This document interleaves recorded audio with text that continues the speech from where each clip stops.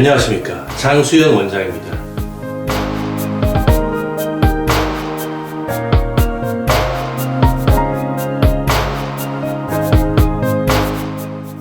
최근에 귀두 확대 관련해서 일부 병원에서 시행한 무리한 수술 때문에 문제가 발생한 케이스들을 여러 차례 보게 되어 좀 더 정확한 정보를 드릴 필요가 있어 영상을 찍게 되었습니다. 최근 방송 등으로 유명하다고 하는 비뇨기과에서 귀두 쪽에 무리하게 터널을 뚫고 여기에 진피 분말이나 필러를 넣었다가 귀두가 괴사되는 경우가 있어 이런 분들이 저에게 도움을 구하러 찾아오고 계십니다. 문제는 이미 이런 부작용이 귀두에 발생할 경우 해결 방법이 없다는 것입니다. 결국 귀두 확대를 할 때는 근본적으로 절대 안전한 방식으로만 시행되어야 하며 확률이 적다고 해서 모험적인 위험할 수도 있는 귀두 확대는 시행되어서는 안 됩니다. 제가 여러 차례 귀두 확대에 관련된 컨텐츠를 올린 바 있는데 매번 귀두 확대 수술에서 절대적인 안전성이 보장되는 귀두 확대의 범위에 대해 말씀드려 왔습니다. 어떤 의사든지 최선을 다해서 수술을 하는 것은 당연하지만 근본적으로 확률이 크지 않아도 심각한 문제를 일으킬 소지가 있다면 절대 피해야 하는 것은 당연합니다. 근본적으로 귀두라는 조직은 워낙 두껍고 탄력이 없는 피부 조직이라 늘어나기 어려운 한계로 인해 어떤 확대 물질을 무리하게 넣게 되면 위험성만 증가하고 확대 효과는 제대로 얻기가 어렵습니다. 그럼에도 불구하고 무리한 환자 유치를 위해 너무 공격적으로 홍보를 하고 시술을 하는 의사, 사무장들이 있다는 것이 큰 문제입니다. 수술 고객들에게 부작용을 숨기면서 혹하는 말을 해서 고객 유치를 하려는 무리한 시도 중 가장 흔한 것 중 하나가 바로 귀두 확대입니다. 사실 귀두 확대와 비슷한 예로 무리한 수술로 심각한 부작용을 일정 확률로 만들 수 없는 경우가 몇 가지 있는데 한번 말씀드려 보겠습니다. 예를 들어 음경 몸통 굵기 확대를 하는 데 있어 4.5mm가 넘어가는 두께의 진피를 쓴다거나 흡수가 안 되는 필러를 개발해서 쓴다는 경우가 있습니다.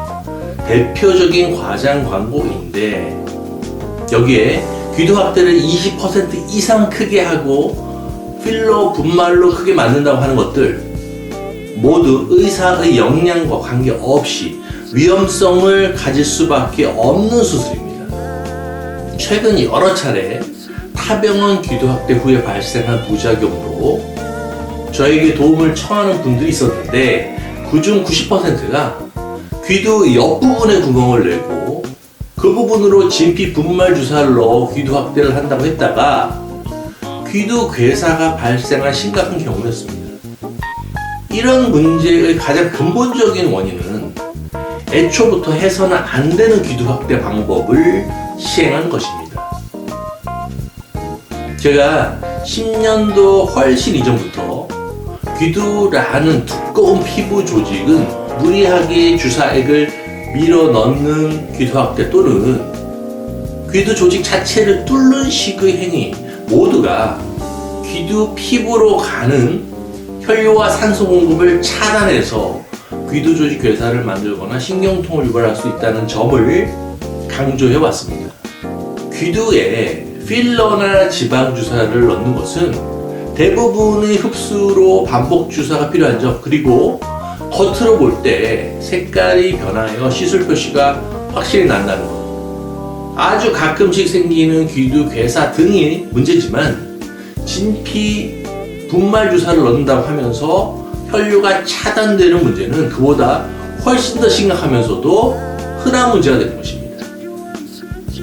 따라서 귀두 확대는 전체적인 복합 음경 확대 수술을 시행하면서 음경 몸통 확대와 귀두 끝이 연결을 자연스럽게 해주는 목적으로만 시행되어야 100% 안전을 보장할 수가 있습니다. 귀두만 따로 크게 확대를 해준다는 것은 의사도 절대 책임질 수가 없습니다. 귀두에 무리하게 밀어넣는 주사액은 귀두 내의 혈관을 눌러 혈류를 차단하여 부작용을 만들게 됩니다. 의사는 100명, 1000명 중에 1명 정도에서만 부작용이 있다고 해도 그 부작용이 이렇게 심각하다면 그런 시술은 아예 해서는 안 됩니다. 의사가 최선을 다하고 실력이 좋다고 해도 구조적으로 문제가 있는 수술은 부작용이 언젠가는 발생합니다. 몸이라는 것에 도박을 해서는 안 되는 것이므로 반드시 100% 수렴하는 안전성이 보장되는 수술만 해야 합니다.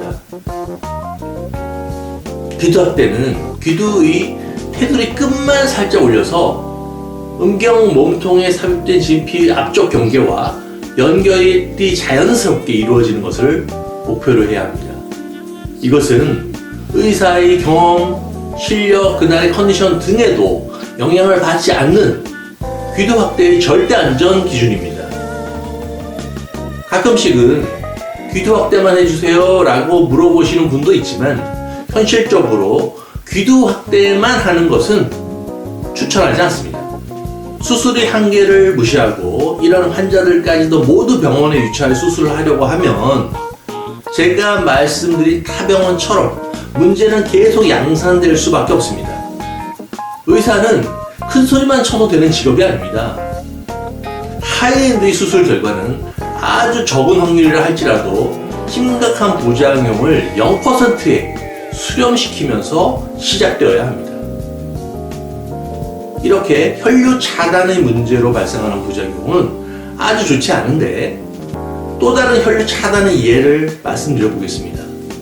음경 확대 수술 후 10일 이내에는 절대 탄력 붕대를 감아서는 안 되는데 같은 타병원 의사가 수술 후 탄력 붕대를 음경 몸통에 감는 것을 아무렇지도 않게 이야기하는 것을 보고 과거 이 내용을 영상에 올린 적이 있습니다. 음경 확대 수술 후 탄력 붕대는 감으면 새벽 발기 시 진피와 탄력 붕대 사이에서 피부가 눌리면서 혈류 차단이 일어날 수가 있어서 절대 수술 후 일주일까지는 탄력 붕대를 감아서는 안 됩니다. 말이 탄력이 있다는 것이지 음경 피부의 미세한 혈류 흐름을 감안하면 절대로 써서는 안 되는 치료입니다. 오늘은 음경 확대 수술을 시행하는 데 있어서 귀두 확대를 어떻게 해야 합니까? 14분 한번 다시 할게요. 오늘은 음경 확대 수술을 시행하는 데 있어서 귀두 확대를 어떻게 해야만 안전하면서도 최선이 되는지와 이와 연관된 여러 가지 말씀을 드렸습니다. 제가 항상 말씀드리지만 심각한 부작용은 반드시 0% 수렴해야만 합니다. 0.01%도 피해야만 하는 것입니다. 마지막으로 좋아요와 구독 버튼을 꼭 눌러주시기 바랍니다. 감사합니다.